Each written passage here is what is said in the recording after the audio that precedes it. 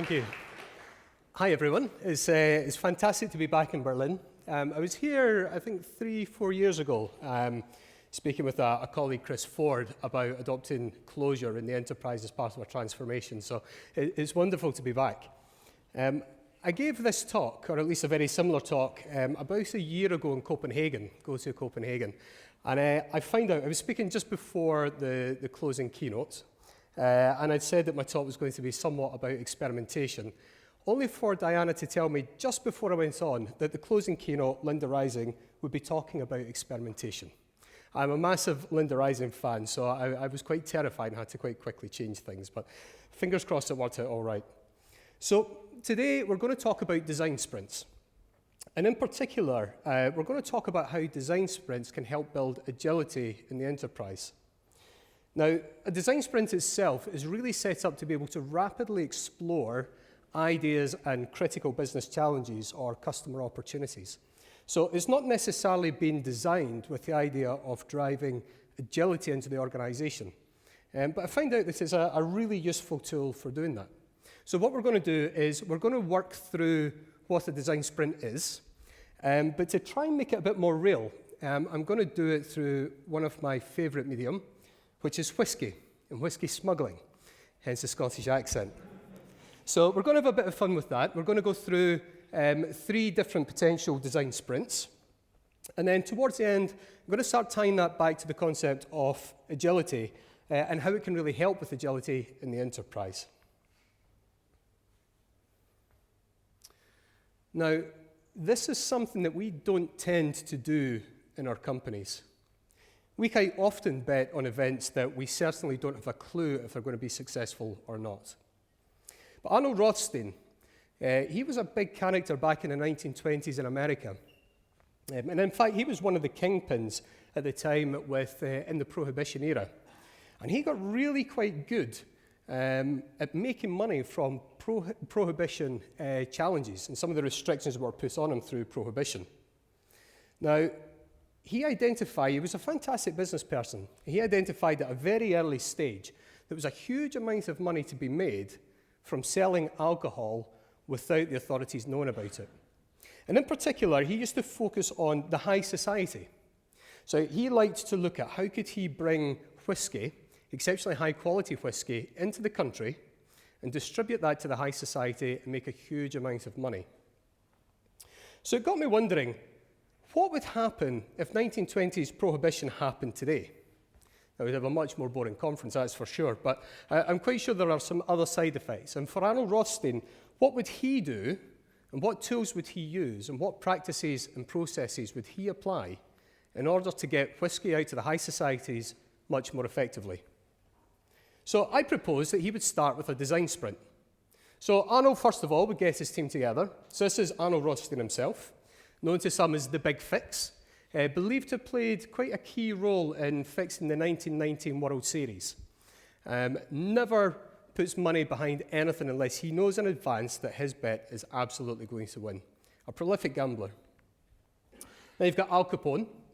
Al Capone is a bit of a character. I think this was actually one of his prison photos here, one from Alcatraz.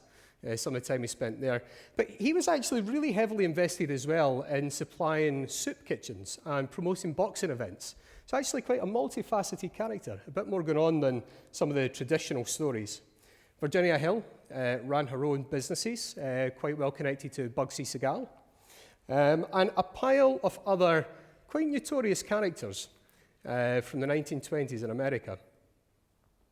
Now, this team coming together, this is going to be, for the next short while, this is going to be our key sprint team. And the key thing to take from this is that there is a multitude of different skills that are coming into this room in order to achieve the outcomes that we want to achieve over the next short while. So in your organization, for example, you wouldn't just stop at people within a team, and you certainly wouldn't stop at a top-down mandate of requirements. What you might want to do is invite people from disparate different departments within your organization. There could be marketing, there could be legal, there could be finance, it might be brand. But the point is you want to pull in lots of different diverse perspectives and opinions into that room. So we're going to crack straight ahead and go on to the very first design sprint. So at the very beginning of a design sprint, you're going to map out exactly what's going to happen. For many of the people in the room, they're probably quite surprised and a bit nervous about the daunting week that's ahead of them. So you're going to clarify to all of them exactly what's going to happen. Now, on the Monday, the very first day, we're going to start by mapping out the problem space. So for Rothstein and his business cronies here, he wants to convey to them the very intricate details of the problem, all the way from getting whiskey into the country, communicating with the potential customers, right through to them having whiskey within their hands. By the Tuesday, we're starting to identify exactly what problems within that overall problem space do we want to solve. We're going to start looking as well at how has that problem been solved in other industries or other companies. And by the afternoon of the Tuesday, we're starting to remix some of those different sketches and starting to apply some of our own sketches to come up with potential solutions to a very specific subset of the overall problemscape. By the Wednesday, and only by the Wednesday, we're actually starting to decide what are we going to look at solving within this week. And by the Wednesday afternoon, we're then starting to storyboard what does our solution look like and how are we going to create on the Thursday, a high-fidelity prototype. Now, this is one of the keys of a design sprint. Firstly, we've spent half of the week figuring out what is the highest impact problem for us to solve. So we're not jumping straight away to solutions. And then on the Thursday, we're going to prototype a solution to whatever problem it is that we want to address. Now, going back to Mel's talk this morning, and it was fantastic to see how far we'd actually come many years ago in solving some of those problems about moving fast and getting feedback. In order to build something in a single day that is high enough fidelity to get real feedback from our customers, we're going to have to fake a huge number of things in here. But just because we're faking something doesn't mean that we can't provide a very realistic experience and get really good quality feedback. And we will look at some of the tools and some of the ways of doing that just shortly. Now, by the Friday of the design sprint, we're already getting to user testing. We're actually going to put the solution to this particular problem that we've explored in front of real users, between 5 and 7 users. We're going to take them through a situation where they would engage with that solution and see exactly what feedback comes back from them and whether or not that is actually useful. So Rothstein is going to set the scene at the very beginning. He's going to say, there's a growing demand for good whiskey during Prohibition. And when I say good whiskey, that is exactly what I mean. I don't mean any of the gut-rot rubbish that you or any of your cronies are producing down on the Lower East Side. I'm talking about the very best whiskey from Scotland. There's a fortune to be made from importing this stuff into this country. Now, as all of you know, I mix with the high society, and I know exactly what they want. And I know that the rich are absolutely all going to vie with one another to get the best whiskey at all of their social events. But before we go any further, one fundamental principle is we must maintain a reputation for having only the very best Scotch whiskey. And with that, Arnold Rothstein has invited all of the people into the design sprint, and he's essentially set the long-term objective for the design sprint. We want to supply high-quality whiskey to society people. Now, again, at the very beginning of a design sprint, there are some key questions that you're going to want to explore. So, for example, there's a fundamental assumption in here that demand for good whiskey is going to grow during Prohibition times. It simply might not be true. And it's better to figure this out at the very beginning of this week rather than wait a year or 2 years of expensive development to find out that nobody wants your solution. There's a big assumption that it will be chic to serve guests good whiskey. It's chic in my house, but it's Prohibition. People might be scared of being caught by the authorities. So that is a big assumption that we need to prove out. Will the rich actually compete to be lavish with the whiskey? There's no guarantee of this. And in fact, some of the high society probably couldn't tell one good whiskey from another. So are they really going to compete that aggressively to provide the best whiskey? And another incredibly big assumption is, are people actually going to be willing to flout Prohibition laws in order to get that good whiskey in front of all of their very lavish guests? So a number of key assumptions that need to be teased out. Now, the team collectively are going to be able to look at all of these. They recognize that we can't solve all of these problems or answer all of these questions in a single week. So at the very start on the Monday, we're going to get a bit of an idea on what is the most important thing for us to look at over the course of the sprint. And in this case, the whole prohibition laws and whether or not people will be comfortable flouting that is probably going to be a key thing for us to tease out. So again, we're still on a Monday morning, in fact. We're going to start by mapping out what the problem space is. And in this case, we're going to start over here by the actors in the system, and then we're going to get over here on this side of the screen to the solution, which is actually them having whiskey in their hands. So the society people are somehow going to have to find a way of engaging with Rothstein or some of Rothstein's people. So they're going to have to ask for what options of whiskey is available. There's going to have to be some form of customer contact who's going to have to then get in contact with some form of distribution manager. That, of course, is then going to come back as a discussion at some point about what are the real options and what's available to be ordered. Somehow they're going to have some way of confirming that order. And that order, of course, is then going to have to be passed on to distribution again so that that can be arranged and delivered. And then at some point, hopefully further down the line, someone in high society has a nice bottle of whiskey in their hand. Now, this is the interpretation of Rothstein and the people within the sprint of the overall problem space. Now, there is nobody in your organization, no small group of people in your organization that you can put within a room and have all of the answers to all of the questions and know all of the intricate details of your business. That's not to say that anybody in that room doesn't understand the business. It's just to say that everybody looks at the business through a slightly different lens. So on the Monday afternoon, what we do is we start to invite subject matter experts, or it could be customers, it could be other people from out with the business or other people within the business, and start to ask them some of their perspectives on whether or not this looks representative of the problem space that we're looking to explore. In this case, someone from the authorities has been brought in, obviously receiving a bit of a backhander. They say, you've not considered how you're going to pay us. You're not distributing any whiskey here. So the point here is that map is simply an abstraction that allows you to reason about the things that you need to solve within the overall landscape. You know, all models are wrong, some are useful. So another thing we're going to look at is an approach called How Might We's. Now, the design sprint is a 5-day process that goes exceptionally fast. There's a huge amount of ground that needs to be covered. So this HMW in the top corner here stands for How Might We. In order to keep things on track, rather than get bogged down in really detailed discussions, we're going to keep a little pad of Post-its beside everyone. Whenever they have an idea, an opportunity, or a thought that needs to be explored, they're just going to capture it on How Might We. And then over the course of a few days, over the course of that day, there's going to be a pile of these start to emerge. Now, these could be where the big opportunities are, or these could be where the end-all problems are. But ultimately, they can start to be rearranged into different categories of areas. Again, these are going to be things that we're going to drill down on over the next few days in the first of the design sprints.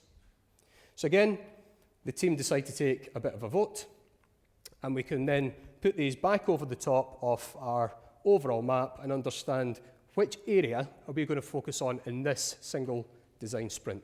So we're still in week 1, we're still on day 1. But we've only now at this point gotten to the stage of understanding exactly which of the areas are we going to focus on and try and solve this week. So we're going to look and see how can we help customers look for options for whiskey that are available to them. Day number 2, sketching. So we start straight away by starting to sketch out how that type of problem has been solved in other industries. And then quite quickly we start to move on to look at how can we remix some of those different solutions, or how can we add in our own ideas to come up with things that might be viable solutions for ourselves. So in this case, somebody's proposing that there's some kind of mobile app where people can go on, search about. A little bit risky, perhaps, when they could be capturing personal details. I don't think they had GDPR back in the 20s, but who knows, perhaps. Facebook Messenger, Alpacon suggesting Facebook Messenger bot. No self-respecting organization these days doesn't have a bot somewhere in the development plans. Somebody else has come up with something where you don't need to put in personal details, but you can start to match perhaps your lifestyle selections, the types of things that you like to do in your own personal time, to perhaps suggest different whiskey options that might be good for you. So we're now on to the Wednesday. We're only halfway through that single week at the moment, so it's moving at quite a pace. This is a point where we start to decide which of these solutions do we think is going to be the best solution for us. Now, you can see all of these dots that keep popping up at different times. What's going on here is within the design sprint, we tend to focus on working together individually and attempting to democratize some of the decision-making and prevent some of the very senior voices or very political voices in the room by pushing ahead and getting their own agenda. So the same when you're doing your sketches, you're sketching individually. When you're putting those sketches on the wall and people come back to vote on them, we're voting with dots and being able to move ahead without sales pitches going into these things. So what we're hoping for here is the best ideas start to emerge from the ground up. And it becomes quite clear very quickly that having some kind of lifestyle selecting app of some kind could be very valuable for the high society. We said already they possibly don't have the very best taste in whiskey, they just want to be seen or perceived to have the best taste in whiskey. So, Wednesday afternoon, storyboarding. What does this actually look like as a solution? So there's no big upfront requirements that are coming in here. This is all going to be fleshed out by the team in this single week. So it all has to, this whole storyboard, this is an interaction that's going to happen with potential customers. So the key thing to think about here is this has to come across as a real experience. So they're going to start from the iPhone store. And in this test, they're going to go into the store, they're going to find the app, which we call Slàinte, means essentially good health in Gaelic. And they're going to install that, and then they're going to go through a series of different questions about different things that may affect their taste on whiskey. So here you can see different types of flavours, from smoking wood on the strong side all the way through to some kind of blossomy type image on this side. So various different tastes that could be represented in different ways. And perhaps some kind of very simple slider capability with other different factors, other different properties that might contribute towards taste in whiskey.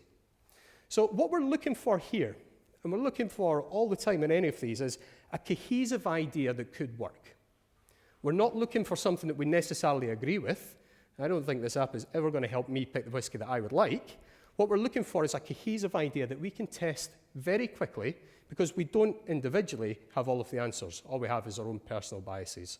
So we're not looking for everyone to agree that this is the best idea, just that we can test this. So prototyping, day number 4, Thursday. And this prototyping, this is a full team exercise. So it's not just about design, it's certainly not a technology exercise, but getting something that looks high quality, high fidelity, and with the right type of language and everything in place so that when people interact with it, they believe it is real. That is a key. And everyone within the team can play a role over the course of that day. So I'm going to show you a prototype that I've created here to represent this. These are the tools that I've used. So InVision and Sketch are essentially just for prototyping. Unsplash in this case is where I got the images from. It's a fantastic place. So you have to reference Unsplash and the photographers and so on, but that's where the images came from. And this is the kind of thing that I created here. Oh. So at this point, I'm going into the InVision app, and as soon as I launch this prototype, everything that you see now is fake. So I'm faking the experience of going into the App Store.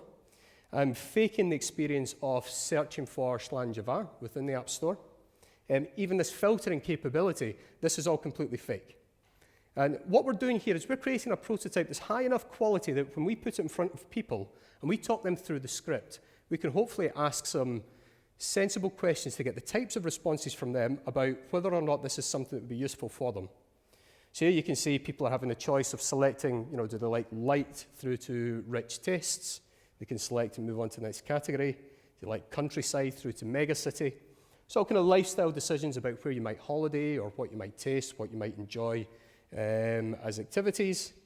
And in the end, after your answers, lo and behold, some personalized gift is going to make its way somehow to you and arrive as a sample at your door.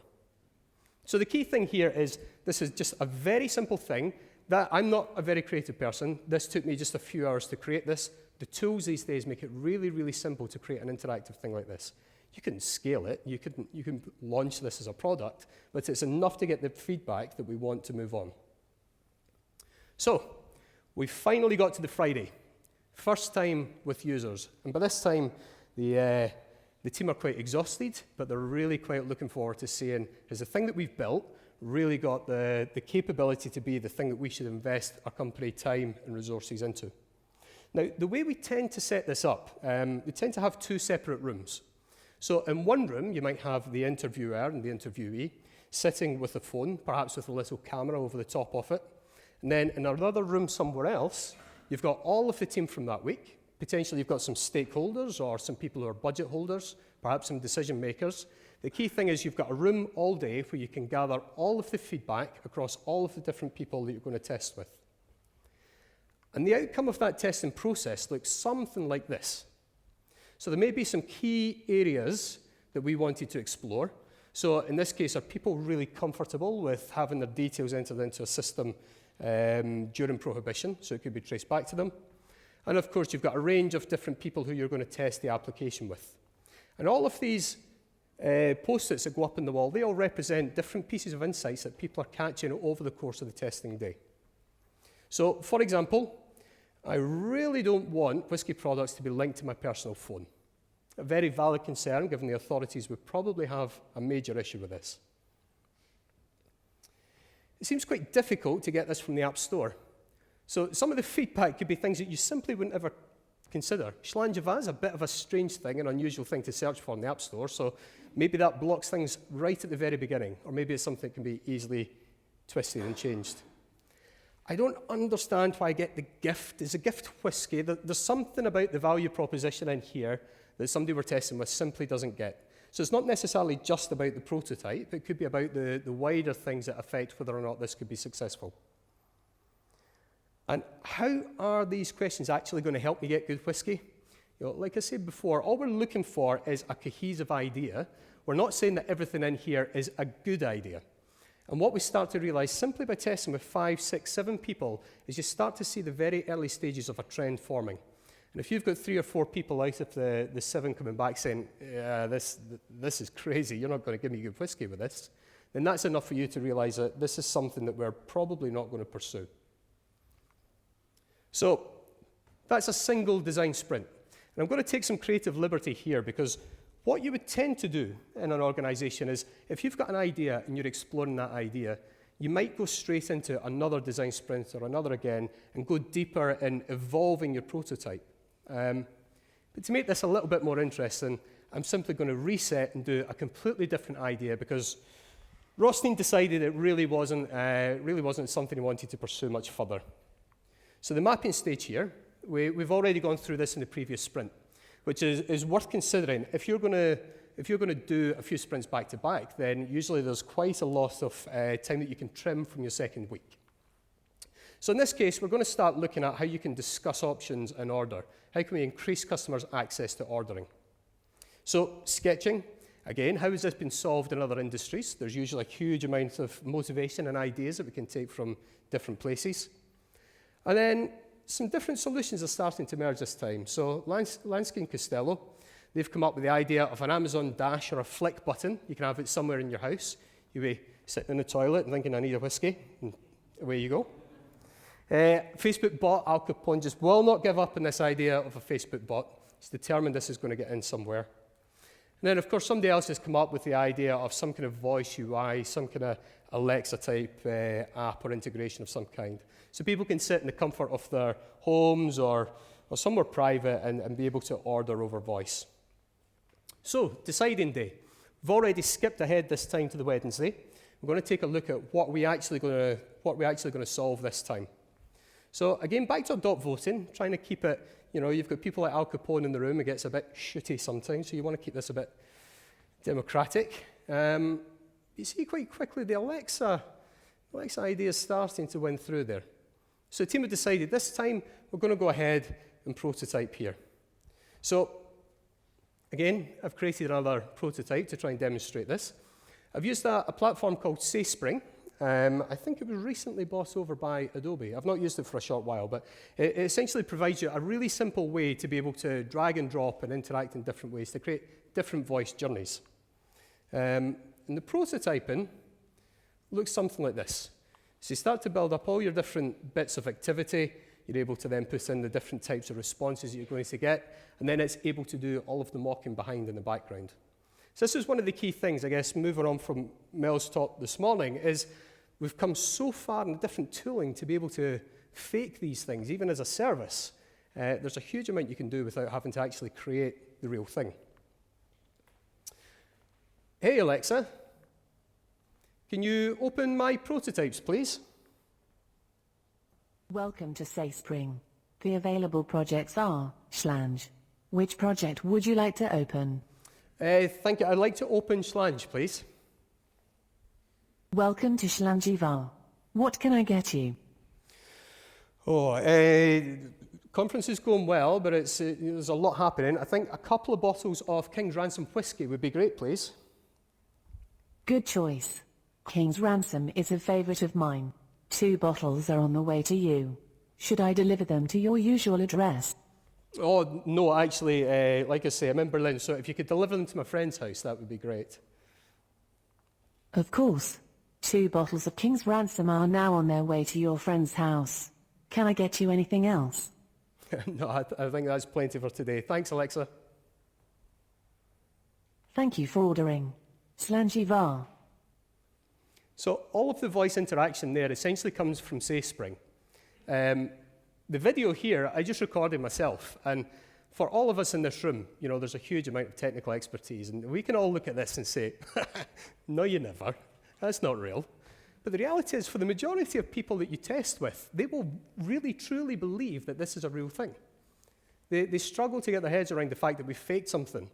You certainly, you know, that level of conversation with Alexa certainly wouldn't be real, but some of the conversations that you get in these types of testing environments are really quite incredible. So we're on to testing day. We've got a room set up. We've got our fake Alexa video in one corner. And then we've got our team, Rothstein and all his cronies, in another room.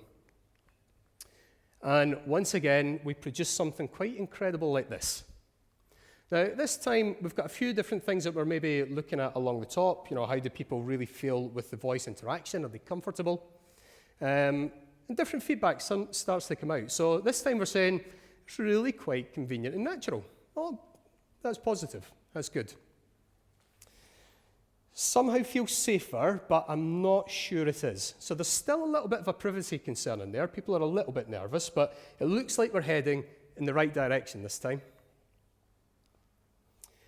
Can this really be traced back to me? So yeah, there is definitely still a bit of a trend around the security and the GDPR thing going on here. And this would entice me to buy some good scotch. Fantastic. So this is ultimately where we want to be. We want to be increasing the return on our products. We want to be encouraging people to explore and taste different things. So perhaps stepping in the right direction. But nonetheless, we're going to skip straight ahead with some more creative license to design sprint number 3. So again, we're going to shift completely back to our mapping stage. So this time, we're going to start looking at how can we allow customers to sample before buying? You know, so that becomes really quite a challenging situation when the authorities are trying to make sure nobody's smuggling or passing whiskey around in different areas. So how are we going to do this? So again, sketching. Possibly there's a little bit less in the industry this time that people are trying to smuggle around and sample, but could be some inspiration there. Someone suggests Tinder for whiskey. So, you know, you can swipe left, swipe right, depending on the whiskey, and whoever's got it, you can go and sample them. Might be a good idea. We're just looking for a cohesive idea here. Somebody's talking about a whiskey tasting event. So at least Al Capone's moved on this time from the Facebook bot this time, but ultimately, I don't think anyone's going to want to be putting their ideas and personal details in here. Now, someone comes up with the idea of, could we perhaps distribute whiskey in some kind of hidden compartment that the authorities don't know about? So, you know, maybe we can leverage some existing infrastructure, postal service, for example, and maybe we could be sending things to the high society in a way that gives us immediate access to that infrastructure without being caught. Deciding day. Which way are they going to go? And I probably imagine you can all guess where we're going with this. So how are we actually going to do this? Well, we need to have some kind of compartment, something that looks really classy, like a kind of Aesop-y type bottle. And then there's going to have to be some kind of hidden compartment where the whiskey can be held. This has to be able to tuck away somehow on the inside, and perhaps some kind of unique key of some kind so that we can get to the bottom of the bottle and unlock this. So altogether, it's going to have to fit something like this. And of course, Rothstein was very clear when he was setting out a long-term goal that this has to be about premium. People have to feel like they're getting something really classy and expensive and high quality. So prototyping. This is when it starts to get really quite tricky. So I don't claim to have the CAD skills to be able to do something like this. However, I found Darko on Upwork. This is a platform you can go to online, and you can provide all different types of jobs and get paired with all different people who are very, very talented, much more talented than me in this case.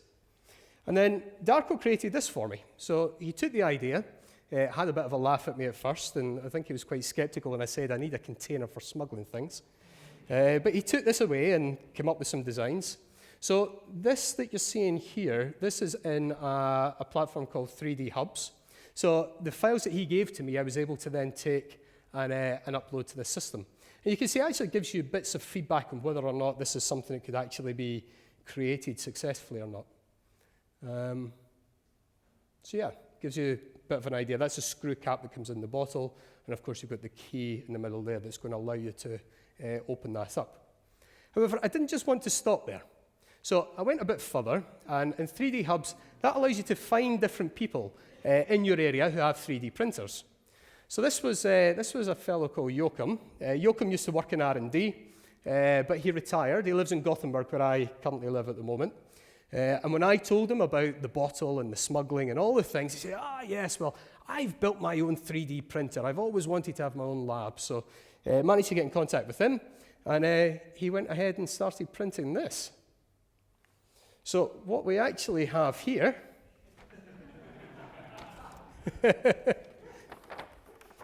is a special bottle, and hopefully tucked in here, a special key.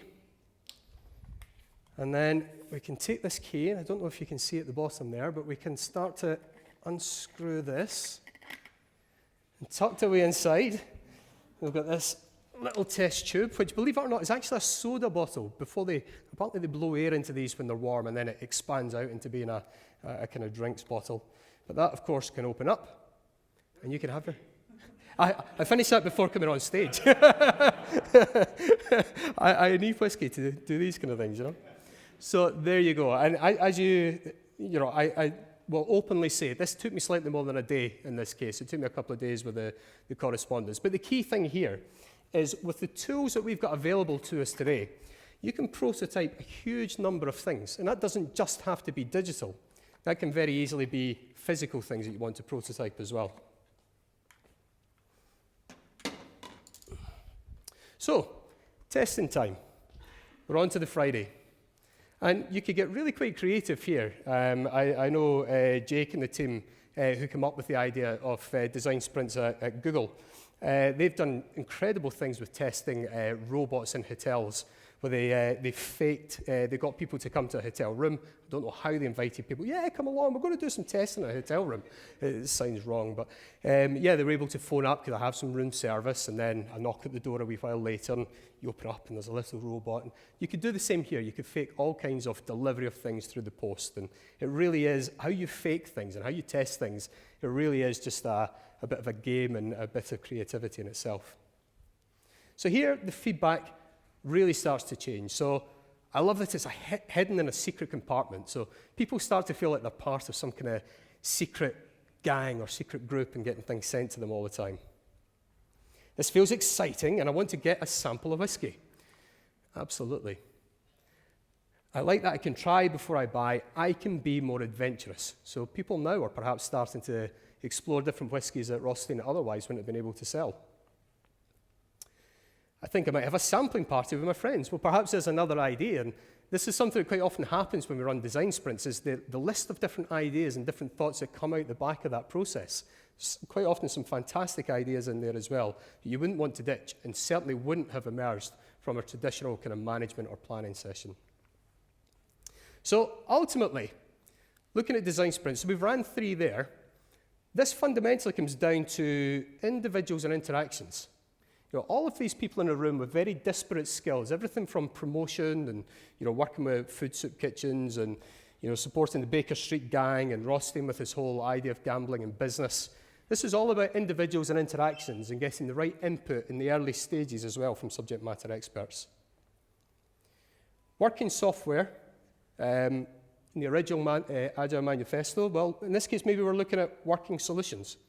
And this is something Henrik Knieberg, I don't know if anyone follows him, he recently kind of butchered an image of the Agile Manifesto and replaced software with solutions. And I think he's quite right here, because in this case, we have things that are working. The point is, what do we want them to work to do? We don't need them to be the working solution, we just need them to be good enough to get user testing done. So it doesn't always have to be about working software. Customer collaboration.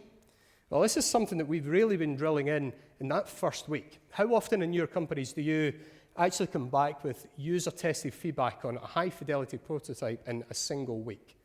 It doesn't usually happen. And responding to change, again, Henrik recently changed this to responding to feedback.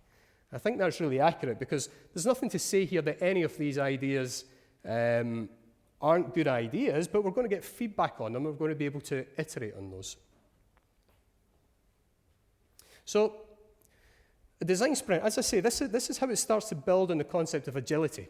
And the other thing that this does here is, this can really supercharge the organization. So, in your organization, if you're used to taking weeks and weeks and weeks to plan things and then drop them down onto a team, when you get to a position of saying, right, we've got 5 days, we're going to go from problem space all the way through to user tested within those 5 days, that really changes the motivation and the things that are happening within the organization. It resets things. Now, that isn't to say that that in itself is agility and that's the organization is solved. We've leveled up, we've one organization. It's not how it works. But what it does start to do is it starts to challenge some of the concepts within management teams, leadership teams, and even within our product teams about how do we move fast and how do we get customer feedback at a very early stage. So, well, one of the things when you get to that Friday, so you've moved fast and you've really explored the boundaries of the organization and you've got some customer feedback, one of the things that I have found is quite difficult is you then get to this transition from high-speed urgency back into the organization as normal. So you tend to hear things like, well, that was great, that was brilliant, and loved the customer feedback. So we're going to go and think about this for kind of 6 months or so, and then we're going to go through some planning and we'll come back to you. So that becomes really quite difficult. And you lose all of the momentum, you lose all of the change in mindsets that are coming, you lose some of that customer feedback because, quite simply, it's got a shelf life on it. So one of the ways we've worked around this is we're using a team. I've actually been doing this with Volvo Cars in Gothenburg in Sweden. And what we're doing is we've got a team called the Product Experimentation team. Now, that doesn't mean that this is a cool team doing the experimentation stuff. What I mean here is this is simply a team that is making experimentation a core part of how they build products. This is something that we ultimately want to start bedding into many other teams as well. So what we do here is we say, you've got 6 weeks, your product should be complete in 6 weeks, good luck, let's see how you go. So that starts to look something like this. It's an incredibly fast process, and in that early stage here, nobody really understands what's going to go on, and hopefully somewhere towards the end of that 6 weeks, they're really quite certain they're building high-quality product. So they're starting with a challenge. Could be a business challenge, could be a customer challenge. But then using something like a design sprint, perhaps, by partway through that week 1, they've already got a prototype, and then they're already on to user feedback. Now, at this point, if that is looking exactly how they want it to look, and they're really happy with the feedback, then they're probably going to be on to iterating in week 2. They'll be in production by the end of week 2. So by that point, that's on to thousands, if not hundreds of thousands, of customers actually using that piece of software. By the start of week 3, we started to have analytics coming back in from the production environment. And usually at that time, the team panic and think, oh, we should have done the other prototype from the design sprint. So they're on to version 2, and then they're A/B testing with version 2, and then they're iterating, and they're iterating, and they're iterating. So this 6-week process, this gives a little bit of rails and helps that transition from design sprint into actually doing a thing. It helps that decision process at the end of the design sprint. So actually more in reality, it starts to look something like this. Where you can imagine the line at the top at the start there, that's more of a kind of exploration or a discovery phase. And we really don't know at the beginning if we're going to do 1 design sprint, 2 design sprints, 3 design sprints. And to some extent, it doesn't matter. The key thing here is, are we actually going to be building the right thing? So that transition from discovery or design sprint or similar approaches into discovery and development will probably happen somewhere between the end of week 1 and somewhere over here in week 4. Now, it doesn't mean that you can't start to develop things earlier. And in many cases, the team do as they become certain about certain things. But this is a very different way of thinking, and it really keeps things moving quickly. But in order to do this, in order to take that design sprint ethos and go that little bit further, we have to change a little bit about how we set up the boundaries for the team. So rather than a traditional approach of saying, we want you to build this thing, and we want you to build it in this very specific way, with these very specific tools, with these very specific pieces of technology, and report to this governance body and come to the release manager. And we're going to move away from that. We're going to move away from that type of governance model. We're going to start looking at something like enabling constraints. Show of hands, does anybody follow Cynefin and Dave Snowden's work? No. Ben? I'm not surprised. Well, this is something very worth looking into. Cynefin essentially is a framework that allows you to understand the types of challenges that you're solving. Now, organisational change is complex. And in the complex domain, there are very different approaches that you need to apply. So, example, rather than governing constraints, where there is very little flexibility, you have to use enabling constraints. And the enabling constraints say, here are some areas, don't go there, don't go into those areas at all. But other than that, you can do pretty much anything that you want to do here. So we're not necessarily going to mandate any technology. We're not going to mandate that you report in certain ways. What we're saying is, don't break these rules. Other than that, move fast and produce good quality stuff. So for the product experimentation team, the types of things that we would look at is, do not go any more than 5 days without customer feedback. That becomes very, very challenging, especially within your organizational context where you wait months and months before you can actually get to production. But things like design sprints, for example, allow the team to be able to do this.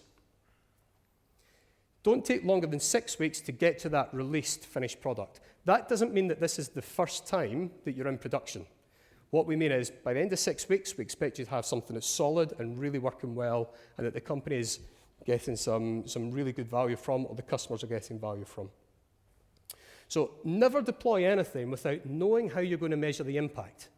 And that's kind of the same ethos that comes from the design sprints. So how can you actually know the impact of all of the things that you're building, which is ultimately nothing more than a hypothesis, and be able to then look at that and how it performs in production and know that it's having the impact that you want. And then the final one here is never deploy less than once per day. It sounds really simple, but the reality is if you've got some technology constraints or some practice and process constraints within your organization, a team simply having to follow these rules is going to find all of those different challenges, and they're going to have to change how they work. So here we have Cecily, who's the delivery lead in the team. She's going to give a little bit of her perspective of what it's like. How is it possible to deliver a new product in 6 weeks? We have all the skills that we need within the team, and the team has autonomy to make the decisions that they need to make. And we have access to customers, we have access to markets. So in that sense, we have all the tools that we need in order to deliver. So it's just about how quickly the team can produce something. So I really like how chilled out she is. Yeah, we just kind of, just kind of do a thing and take 6 weeks and it goes out. But the reality is, many of the times when our teams are struggling to get things out and are struggling to make deadlines, it's because of constraints that have been imposed on them by the organization or by different departments and different things. Once you start to remove those constraints, you usually find that the people within your organization are able to move really fast and take that kind of pace of work and quality of work from a design sprint and start to push that really right across the whole development life cycle. One other point here, we have Ulla. Ulla is the product owner on the team. The biggest learning I made both personally and professionally is actually that by being able to act in an autonomous way, you can behave differently, you can take the opportunity to actually take decisions when you need to take decisions, and you can be more brave, you can actually be secure in your way of being brave, that you know that if you fail, it's just that you learn from that and you do it better next time. So again, that whole principle that comes from the design sprint of being able to move really fast, being able to take decisions, and if it didn't work out, well, that's okay. We're going to try something else. And for me, that's how the design sprint has really helped that particular team and been able to move fast and start carving the way for agility within their team, other teams in the wider organisation. So I started by saying that last year I gave a similar talk to this, and Linda Rising was speaking immediately following on experimentation. And in that talk, she said this, a culture of people willing to learn, that's my definition of Agile. And I think she said it perfectly. So finally, if anybody here is interested in trying design sprints, this is Jake. It was Jake and his team at Google who came up with the whole concept. The book that he has here has everything that you need within it if you want to take this and try it and run your own design sprints. It takes 2 or 3 to get into the flow and be able to do it really effectively. But I would say it's definitely well worth it, both from that rapid exploration of ideas, but also to start trying to reset your organisational mind around what is agility and how can we become really adaptive and responsive. Thank you.